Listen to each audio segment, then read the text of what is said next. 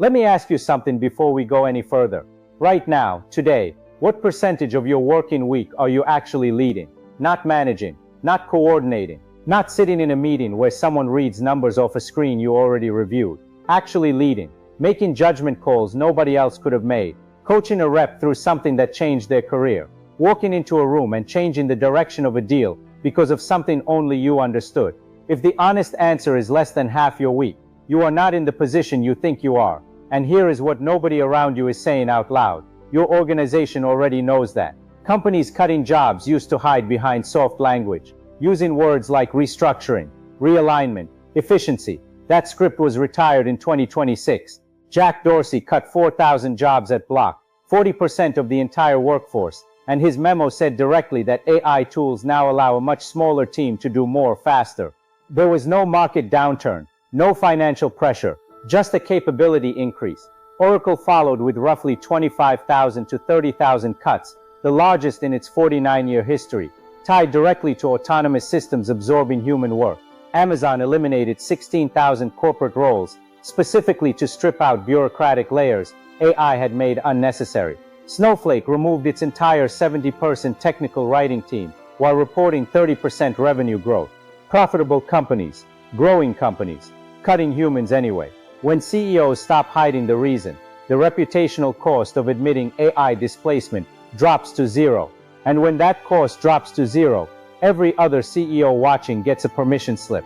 The question is not whether this is happening. The question is whether your role, as you currently perform it, could survive the same conversation in your own boardroom.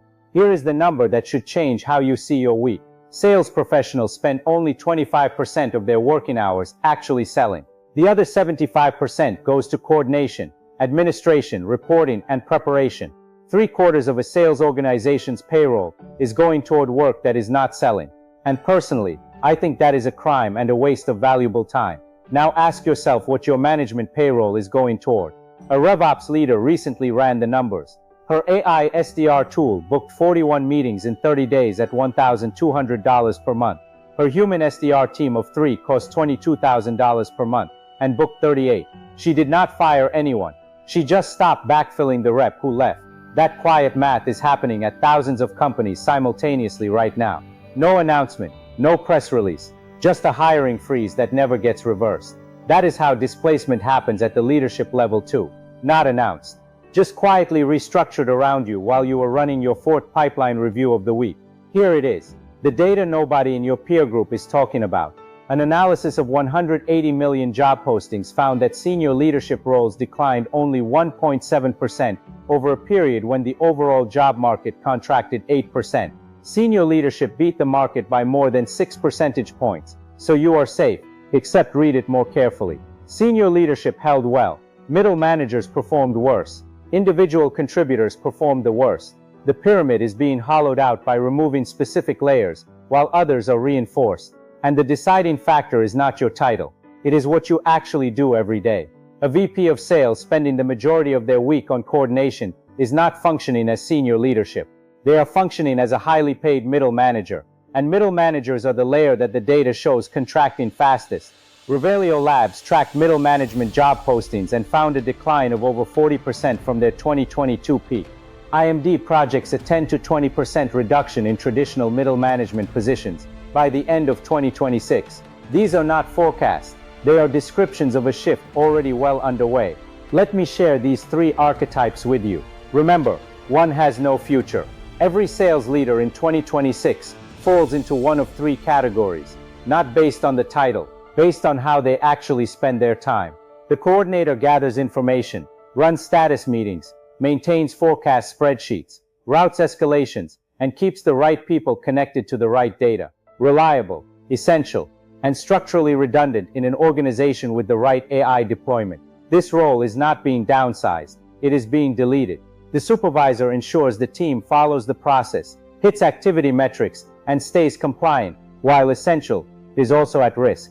The manager-to-rep ratio is shifting from roughly 8:1 to 20:1 or higher, because AI monitoring surfaces exceptions that need human attention and handles everything else automatically.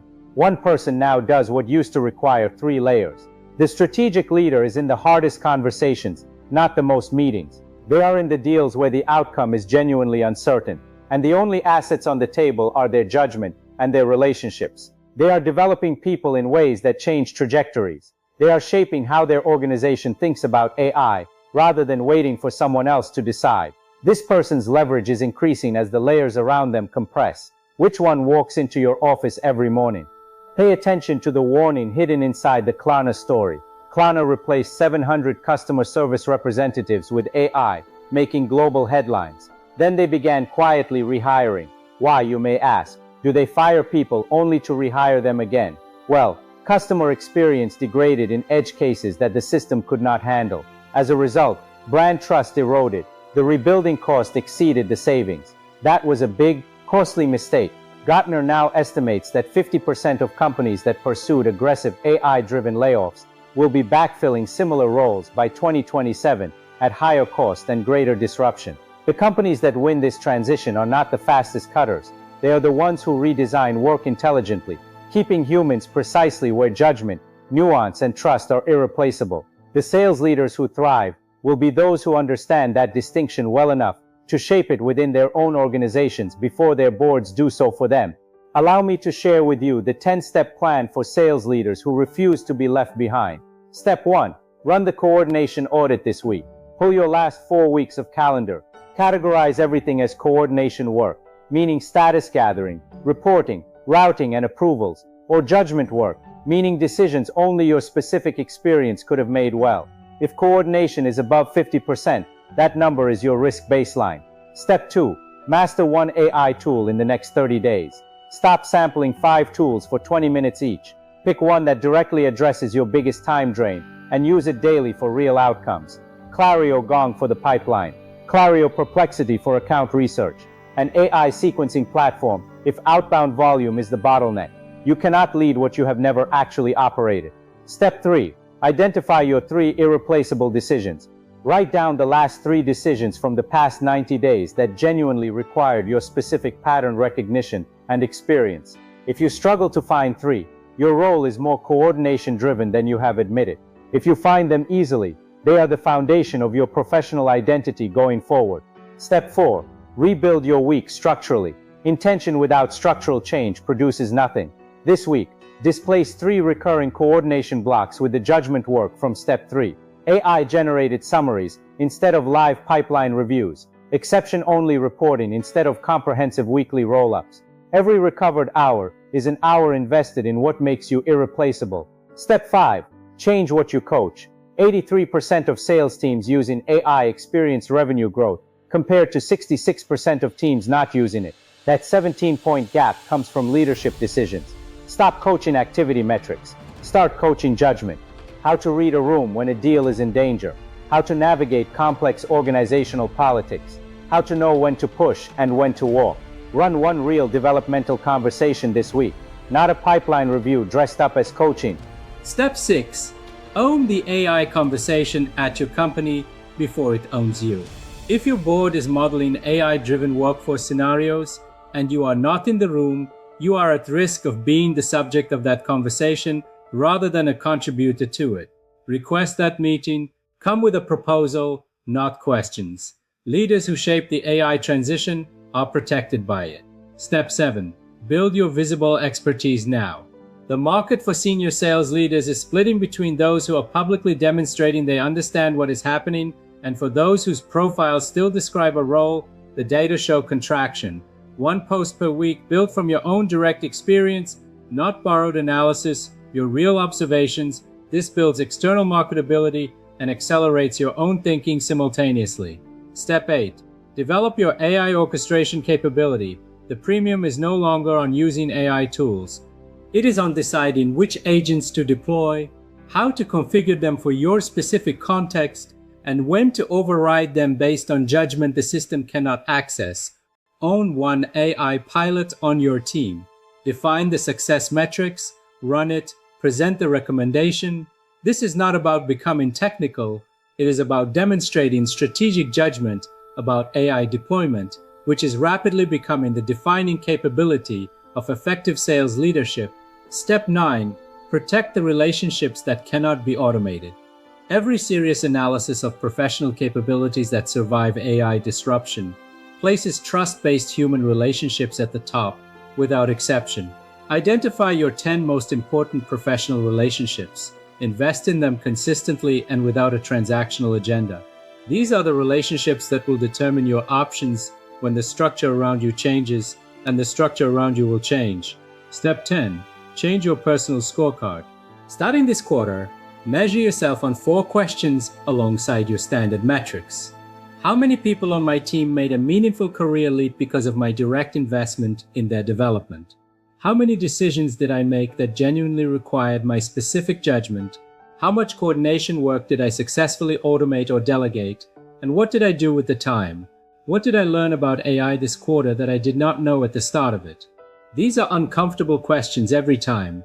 They are also the only scorecard that reflects what will matter in 3 years. Here's the honest bottom line. I have spent my career scaling sales teams, building consulting practices, and working within enterprise organizations while watching this shift unfold in real time. The data is not theory to me. It is the difference I see every week between leaders who are building towards something genuinely defensible and leaders who are quietly hoping the wave passes before it reaches them. It will not pass. Sales leadership does not disappear. It becomes the smallest and most valuable cohort within any organization. The humans who understand precisely what AI can and cannot do, who makes the calls when systems conflict, who built the trust that no agent will ever replicate, who develops other humans to the same level of capability. That position is irreplaceable, but it has to be earned by people willing to look honestly at what they are currently building toward. The coordination economy is over. The judgment economy is here.